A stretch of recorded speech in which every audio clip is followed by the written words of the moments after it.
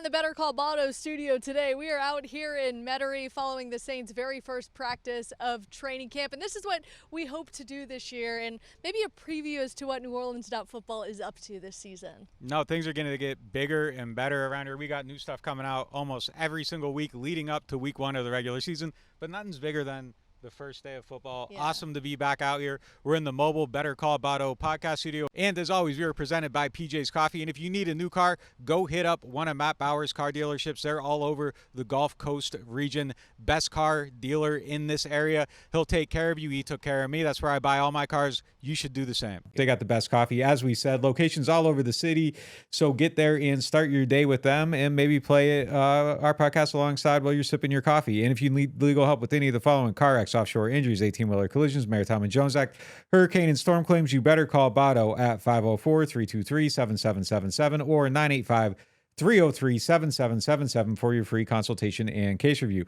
And check out Hard Hide Punch Tool Strawberry Whiskey. That is an 86 proof blend of aged wheat bourbon, American light whiskey, and fresh punch tool strawberries blended in New Orleans. It is not for the thin skin. Look for it in your favorite stores, bars, and restaurants.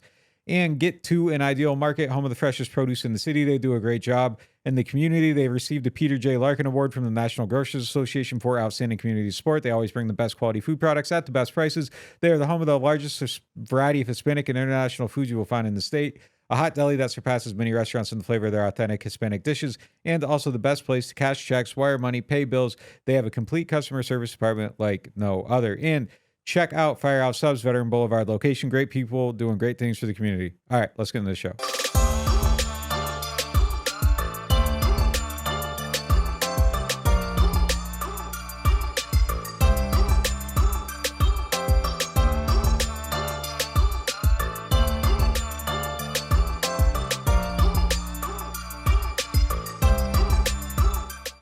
Day one of Saints training camp is in the books. The entire practice was outside, and it was actually a little bit shorter than we anticipated.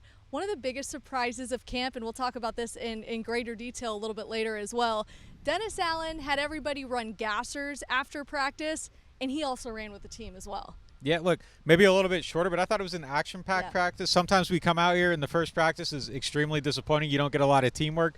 I feel like we got some good periods, and it was just exciting to be back out there, see these guys back in action, see Mike Thomas on the field. That was huge. I was pleased with everything we saw today. It was kind of like a build-up to Christmas morning. You're setting yourself up for disappointment. I was not disappointed by the end of practice. Yeah, it was crisp. I thought the same thing. Total minutes out there, but I think that was probably one of their plans to beat the heat is let's get the work in. And I felt like they did. I felt like we had a lot of snaps to chronicle and a lot of different periods as well. Yeah, let's get into our moment of the day presented by New Orleans Hamburger and Seafood Company. We're going to give you our best and worst moments from the first practice. Let's start with the good stuff since we're on a happy note right now. Mike, give me your best moment of the day. Well, it would have been seeing Mike Thomas out there the very first practice. Nick reported Monday night that was going to happen, so I wasn't surprised. But I wanted to see it with all the guys, and seeing Trevor Penning and Cesar Ruiz out there with the ones on the first team drill and doing everything in practice. They were a little limited in their team reps, but Trevor Penning is one of the ultimate unknowns on this team, probably on a short list right behind Mike Thomas. So I liked seeing him hit the ground running. What about you? What's your best moment, Nick? I thought the best moment of the day, Jake Haener had a throw to the left sideline to Lucas Kroll. It was just a great throw, a great catch, a really good moment for the rookie. He was 5 for 5 passing today, so a really good start for him. Sometimes these guys start out slow. You don't want to make too much of anything too early or too late, so I'm not like banking on his success. Yeah. But you got to start from a certain point, and I thought it was a really good day for him. That was his highlight moment for me. There was another one, though, as well. Yeah, how about this? Jake Haener, the rookie quarterback, with 2 of our best moments of the day. For me, it was he threw to Juwan Johnson in a tight window. It was one of those plays that you would see like a Pat Mahomes style throw. Ooh, it just, all right. wow. I'm just saying, Wow. It was one of those where you didn't expect him to make it. It was kind of late. He was scrambling. I don't think anybody got to him as far as it would be called like a sack, right? But he's of course they can't tackle the quarterback in practice. But just getting to Juwan Johnson in that tight window to me was so impressive. Unfortunately, Juwan Johnson might be one of our worst moments of the days as well, and that's where we'll Well, start. first of all, DJ, when you headline this one, do why Brooke thinks Jake Haener is the next Pat Mahomes. I think we'll get a lot of clicks Look, on it this Hey, I didn't episode. say that. No, It was a legit Let's play, though. clarify. It wasn't he's the next Pat Mahomes. It was a legitimate play where it was almost like the sidearm, like I got it, I poked got it. poked No, the it was- pass it in was- there. Doesn't I was he? like, legitimate oh, play. Look, okay. we've talked to him and stuff too. He's a rookie, and we're not going to talk about him much. Yeah. In about 5 weeks, Yes. we won't talk Yes, about him yes, again. yes, But yes. he kind of already feels like he's been here for a couple years. Yeah. Like it doesn't feel the same as some of the other rookies who've struggled out of the gate. But yeah, Juwan Johnson was my low moment of the day. I guess you could say it was a highlight when Andrew Dahl knocked a ball loose. His defense needs to work on turnovers. So seeing 2 takeaways in the first abbreviated practice was good for the defense. But Juwan Johnson, I think 3 weeks into OTAs, he was kind of like my camp MVP before Chris Olave started to steal that title away from him. Earlier this week, he was my fantasy value pick of the team. So I did not like seeing him have the ball stripped out of his hands on the very first practice of the day. But it's one of many, many snaps. As you said, he was the one who caught a Jake Haener pass. Yeah. That was your play of the day. So. I'm not as negative as you guys. I was just happy to watch practice. I really didn't have anything too bad to say. You're not going to give a worst moment? Even his bad moment is a good moment because I think this team guy. needs to produce turnovers. That was the biggest issue last year with them, and that to me was a high point. It's just kind of a matter of perspective. Are you Right. are you looking offensively or defensively? But they need those kind of plays. I didn't really see anything too bad though. The quarterbacks, Derek Carr was 4 for 5. His one missed completion was a great pass breakup by Paulson Adebo. Jameis Winston was 4 for 5. His one incompletion was a great pass rush by Peyton Turner. That's something they need to see. There just wasn't anything bad. Will Lutz hit all his field goals. Maybe the punting was a little bit scattershot throughout the practice, but overall, I don't think that there's really anything that I'm like digging into like, man, that was a horrible moment. There just wasn't enough action to really have that kind of exposure for me to nitpick too much. No, it's a good point because even Dennis Allen said it after practice was over, is that he's happy that to see some takeaways. That's something that he was honing in on with the defense as they get into the year. They didn't have enough last year, but he also said as the head coach, you're kind of wondering, well, what was the deal with the offense? It's always a double-edged sword. Right, and that's where I get into my worst moment. It was one of those plays where it was at the end of the play. Kirk Merritt let Troy Pride strip the ball kind of when he was running, I guess, what it would be the end zone. Of course, they were on the short field. But to me, I'm thinking it's day one of camp. You let it happen because you kind of took off on the end of the play. You can't have that. That's fair. And Kirk Merritt worked with the running backs the entire practice, and I'm thinking the one thing you can't do as a running back is have the ball stripped from you. It wasn't that it was punched out, it was stripped out. And so we'll see if Kirk Merritt maybe has a bigger role on special teams, but it seems like maybe his role in the wide receiver room is over. Would you guys say that? No, he is a running back. Now he has a running back Yep. number. He practices with the running backs. I think his time's done as a wide receiver, and it's kind of something in their DNA. They kind of like that receiver that can play running back. Travaris Cadet did it before. They like that flexibility. I think if he's going to make the team, it's going to have to be that way. But I think his odds of making this roster are really long, and those little details, like you said, for a guy like him, he can't afford to have that happen. For Troy Pride, it's a great moment. It's an effort play. There was no whistle, so it's just a matter of perspective. But yeah, for Kirk, I agree. He was in free and clear. Yeah. Just hold the ball, finish the play, and nobody's nitpicking you. I think, too, when you bring in a guy like Jimmy Graham, that's the knock on Juwan Johnson, having the ball punched out. And I did see him actually doing bear crawls in the indoor facility. They didn't make him do it out there in the heat, but I don't know if that was self-imposed, if the team imposed, whatever it was, but he was doing bear crawls. And then I saw another player out there doing bear crawls. I couldn't get a vision on who it was, or like their face, or even the number, but I would have to imagine maybe it was Kirk Merritt, if that's the theme of why you had to do bear crawls after practice.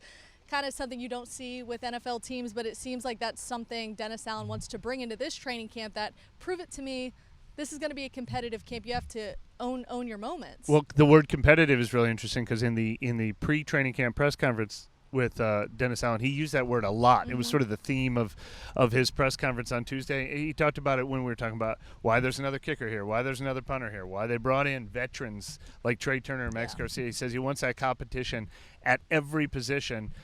He wants these guys to be tested in competition from the very beginning. And it was funny that's what he said about, it was a light moment when he ran gassers afterwards. He goes, Marshawn Lattimore, he goes, I was challenged. Marshawn Lattimore told me to run, so I said, let's go. He goes, that's what we're doing out here. And so it was pretty funny and a rare moment of personality that, we always talk about. We don't get to see his personality as much, but he's a competitive coach. Yeah, I loved that. So Dennis Allen did run the gassers, and it was asked, hey, why are you running them? Marshawn Lattimore challenged him. He actually ran. If you're going to run in between two guys as a coach who is not in NFL football shape, he ran in between Michael Thomas and Marshawn Lattimore. But he said, look, I might not have beat those guys. I was trying to hold my breath in because somebody asked him, like, were you talking trash running next to Marshawn? He's like, no, I was trying to breathe. Hold up now. But he outran some of the offensive linemen and D-linemen. I've caught a glimpse of DA on a treadmill. That man is in shape. He is in incredible shape, yes. Playing shape. He was outrunning some of them guys, though. Okay. I don't know. I think DA still thinks he's playing safety for, Texas A&M a little bit. Like, he keeps himself in shape. Yeah. He's ready to go out there if needed. The man was moving. I got to give him credit for it. We've seen Sean Payton run before. I think DA's smoking him in a foot race. Health is a premium with this roster. The fact that they had all 90 guys out there and only one who was out at practice but necessarily didn't practice, who we saw was Anthony Johnson. I actually saw him doing up downs as like a form of initiation to the team. He was healthy enough to do that. But outside of that, how good is that we're heading into camp and only one person was technically out, but all 90 guys were out there. I think that was the biggest storyline coming into this. Who was going to be out there, who wasn't. Cesar Ruiz, Trevor Penning were out there participating a little bit in kind of a limited capacity, not the full slate of snaps, being eased back in a little bit. But also, like, we saw them doing individual stuff in space, and I kind of got a good look at Trevor Penning. He was isolated out there. We got a clip of him just blocking down the field. He was moving really well on that. And then I saw Ruiz doing something with lateral movement, and his lateral movement looked good. He was moving really well. Mike Thomas looked good out there. Kendre Miller looked good out there. Those are kind of the headliners on that list. Nick Saldiveri was available. So I think that was huge for them, that offensive line, the health of it. It's the biggest factor on this team. I think that's the boom or bust. If those things don't break right for him, I could see the season tumbling behind that. If it does break right for him, I could see the season building because of that offensive line. So nothing is more important than Trevor Penning and Cesar Ruiz moving forward. I think you would agree too, Mike. And we were trying to be really careful with the injury designations because there isn't any injury designations. Right. But when you put a designation that you would see during the flow of a season, we said that Cesar and Trevor were limited in usage. Well, yeah, their snaps were limited in team drills. I mean, they did every single drill. I actually did not really expect to see them in team drills in their first practice back. I'd say at the beginning of each portion, I think they took 2 snaps. But even that was fascinating as who else was out there. James Hurst at left guard when Penning was at left tackle. Andrus Peat kind of came off the bench, but we saw that at the end of minicamp too. I think they want Trevor Penning to win the left tackle job, which makes it feel like a sort of an Alante Taylor, Paulson Adebo type of competition between James Hurst and Andrus Peat at left guard. Best news of the day, Michael Thomas was a full go, and then with Kendre Miller, we labeled him as somebody who was rotating in. Again, Dennis Allen didn't say that any of these guys were limited, but as we could tell as far as counting snaps and when and if they were in drills, that's kind of where we came up with this. But what did you guys see from Kendre Miller? Because a lot of people have been wondering, what's the deal with this running back? We haven't really seen him yet. I think he had a catch and a carry today, so he looked okay moving out there. Runs were okay. It's hard to gauge where that stuff's at because nobody's really blocking anything at this point, but he looked healthy. He's participating.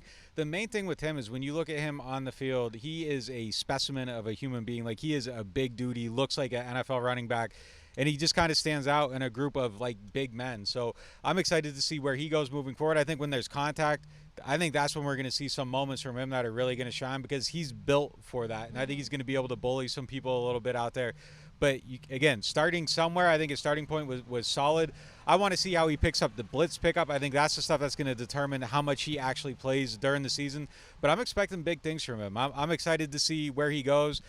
I think maybe there was a little bit of question about, like, how his conditioning was going during the summer workouts, but that's all gone now. He's on the field. He's full go, it looks like, and he's going to keep building on it. And I'm excited to see what he does as far as the rookie class. Adding Kendre Miller, Trevor Penning, and Jimmy Graham to the practice field has increased the size of this team. Oh, absolutely. By leaps and bounds. Yeah, Cam Jordan was one to be like, it was good to see that, 6'8", that 6'8" tight end back out there. It was great to see Jimmy Graham back. We'll get into him a little bit later, but let's get back to the offensive and defensive line.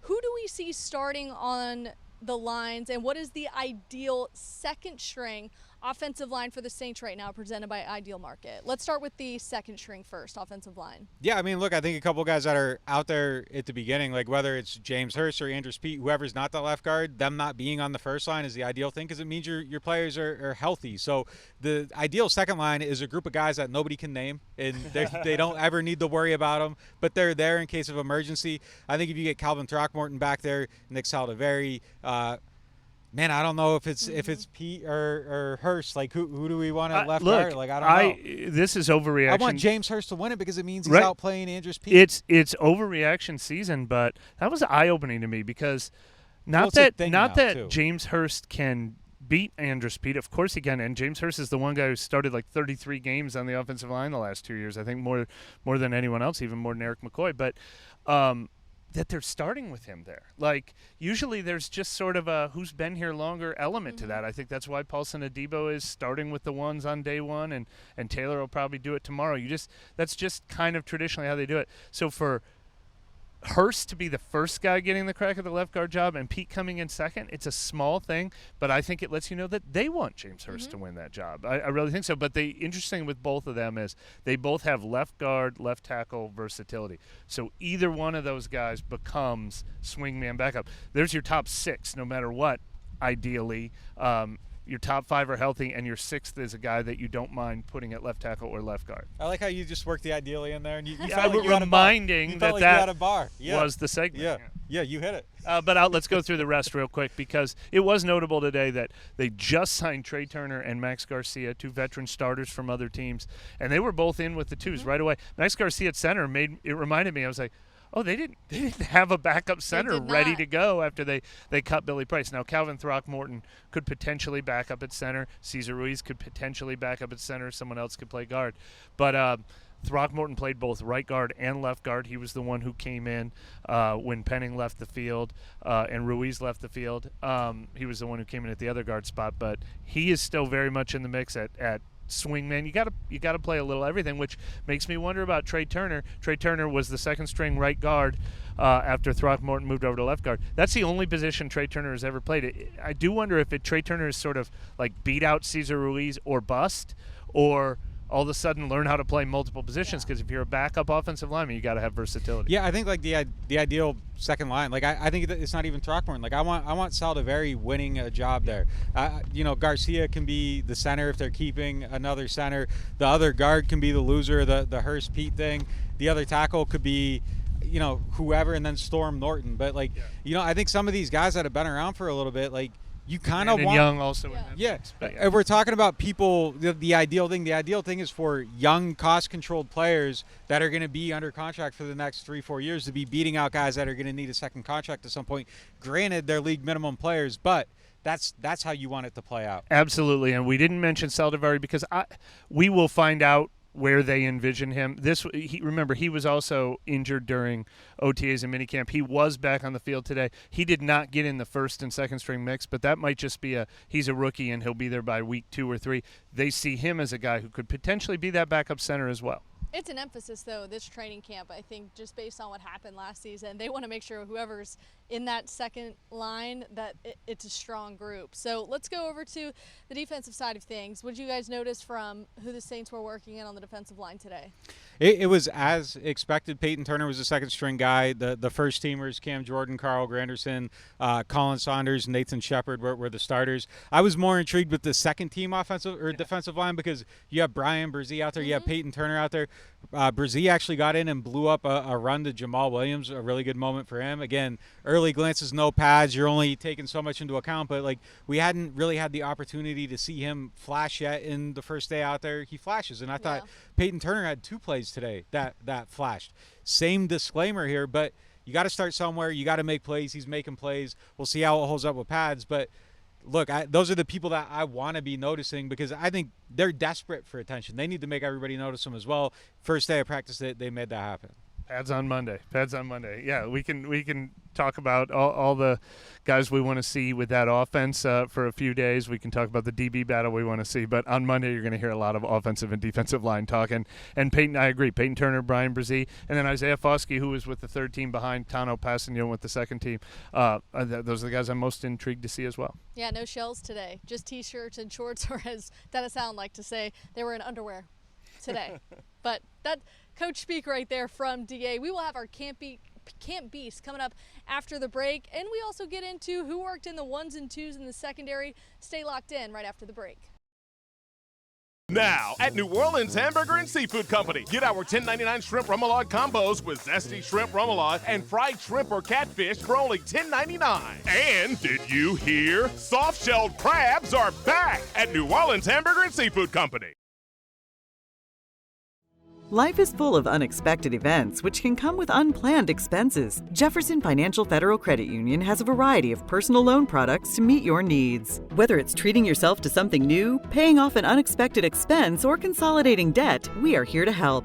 With rates as low as 8.5% APR, a personal loan with Jefferson Financial can help. Don't let life's curveball impact your financial happiness. Apply today at jeffersonfinancial.org. Membership restrictions apply. Federally insured by NCUA.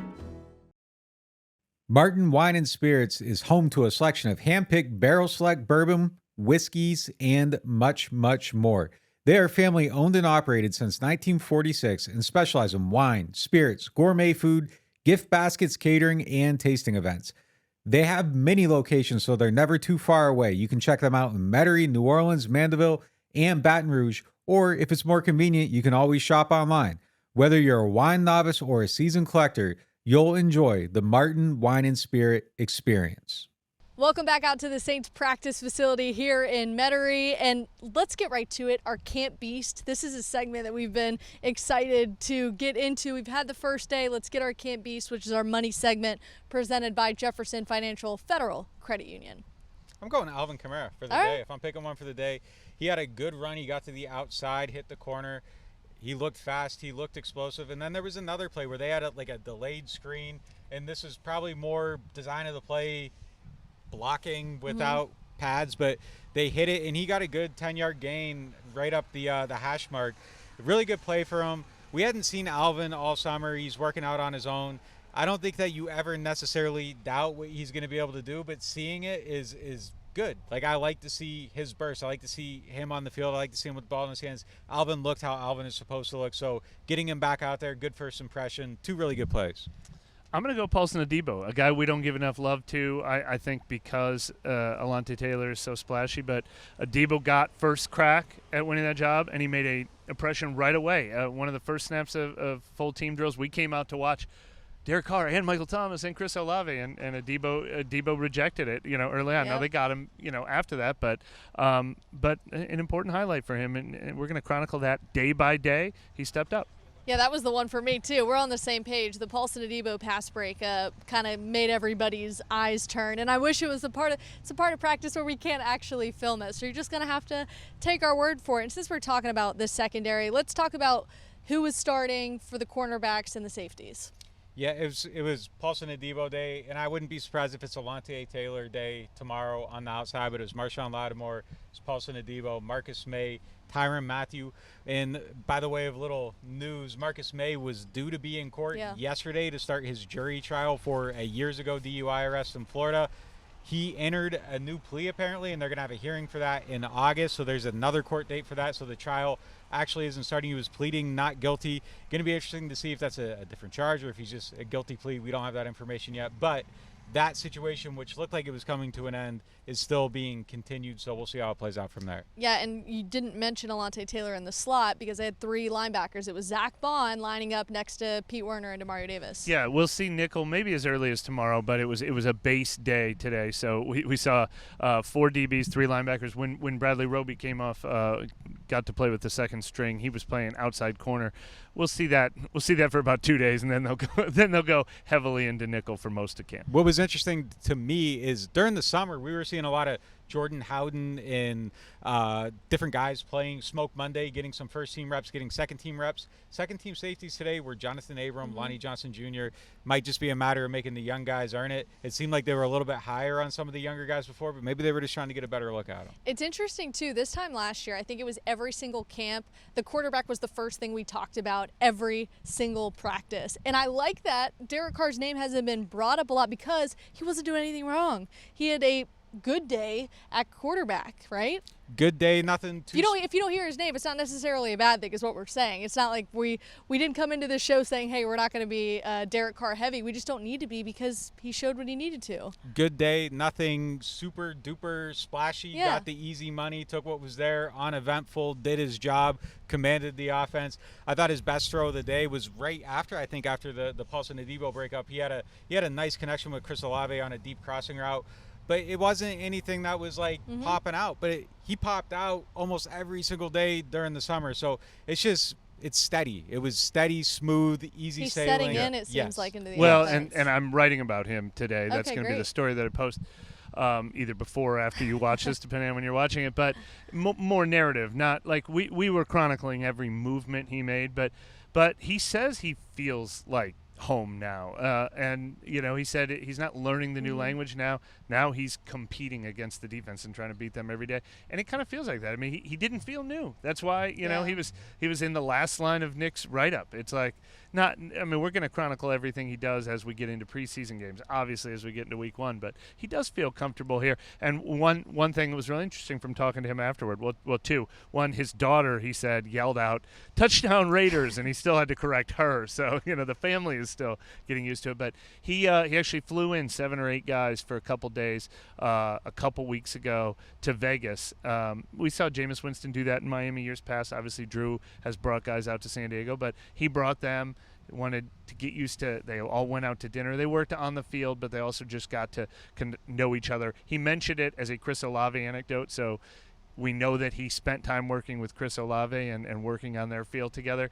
But he caught on right away when we were like, all right, who else was there? Like, we wanted to take attendance. He said, I know how this works. Everybody will be like, why was this person not there? And he goes, people have different schedules, but it was great for 7 or 8 different guys to come there and spend some time with him. So he's continued to do that throughout camp. And I saw one of those things right away in the first 7-on-7 drill. He threw one to Mike Thomas that he caught.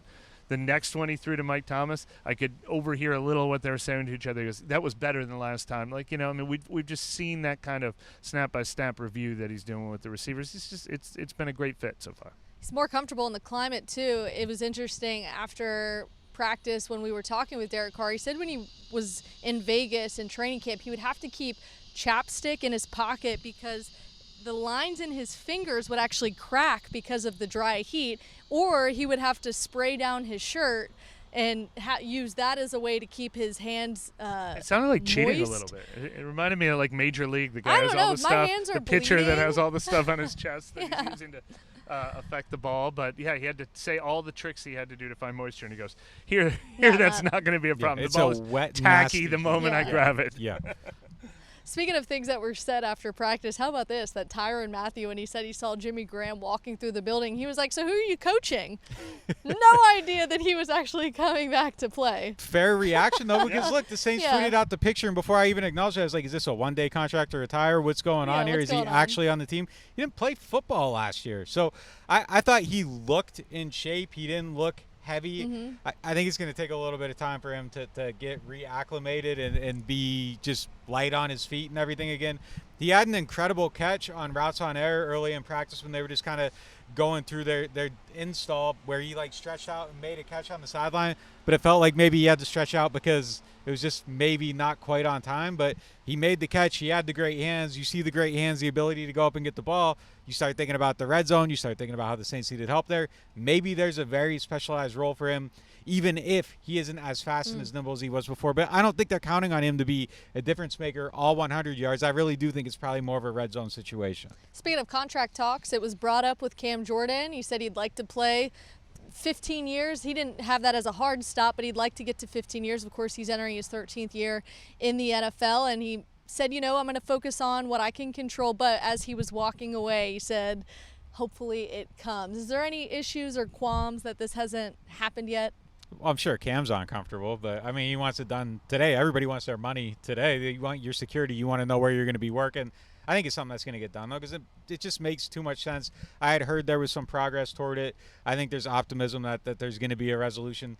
I know Cam isn't trying to break their pockets. The Saints probably want to, protect themselves just a little bit, but it makes too much sense to get this done. Cam needs to finish his career here. Yeah, and he said a line that sounded a little cliche, like, whether I'm on a 1-year deal or a 7-year deal, I'm still going to show up and I'm going to be here every day like I always am. I'm going to compete. But he's backed that cliche up. No judgment on any other player that's holding out in any camp around the league right now. You have to look out for yourself, and that's the leverage that players have. But Cam is a guy who he's never skipped an OTA. He's never skipped a mini camp. I mean, he's in year 13, and he shows up for everything. He really does. So it's always been really amenable between those two sides. It's something that he's going to probably continue to get asked about, which gets us to our Martin Wine and Spirits question of the day. Martin Wine and Spirits is home to a wide selection of hand-picked barrel select bourbon, whiskey, and more. Here comes the question. What does the Saints' lack of depth at linebacker tell us? Do they have more faith in Zach Bond than we do? Is DeMarco Jackson a real guy? Mike? They have depth at linebacker. They don't have a standout number 3 guy. And I assume this question means why didn't they go out and get a Trey Turner type at linebacker? And I think that is actually kind of telling. I mean, they could have a 4-year starter from somebody else's team. Makes me think they like the competition they have. I'm still waiting to figure out who's going to step up and do it. But we see everybody kind of like have a day. I think DeMarco Jackson had a couple of days early in OTAs. I think Ryan Connolly's come on strong. He's playing the Sam with the backups. I think he's going to give Zach Bond a run for his money. Nefi Sewell came on strong at the end of minicamp, and then he got all the snaps with the 2s today. And we like some of the things we saw from him last year. And then Andrew Dowell had the forced fumble. So they've got a lot of options. Ty Summers, another experienced guy in that mix. Anthony Orji, an undrafted rookie we like. Nick Anderson from Chile. Right now they have depth. What they don't have yet is the guy that says, oh, we know who 1, 2, and 3 are. Well, to talk about this question particularly, where it says, do they have more faith in Zach Bond than we do? Actually asked Pete Werner after practice, have you seen a change in him? He said his confidence. He's confident going out there with a different purpose. You can notice by the way he's anticipating on the field. He's faster. So obviously the guys are seeing it, and maybe it's more of they're hoping that Zach Bond finally fills into a role that they anticipated with that draft pick back when. So we'll see if Zach Bond can fill. It wouldn't surprise me though if they go out and try out a couple veteran linebackers. I don't think that's really the third linebacker spot is such a low value position in the NFL. They're going to play nickel like 70-80% of their snaps. He's barely going to be on the field. If you don't have a good third one, throw a safety in there and let him play the role. It's not a high priority position. The high priority is if Demario Davis or Pete Werner gets hurt, who is playing? Yeah, that's when it gets scary. That's the concern. The Sam linebacker is like a fullback. Like if you can fine, okay, put a tight end at fullback if you want to run some of these plays, but that isn't where the concern should be. It's the depth behind the headliners at that position.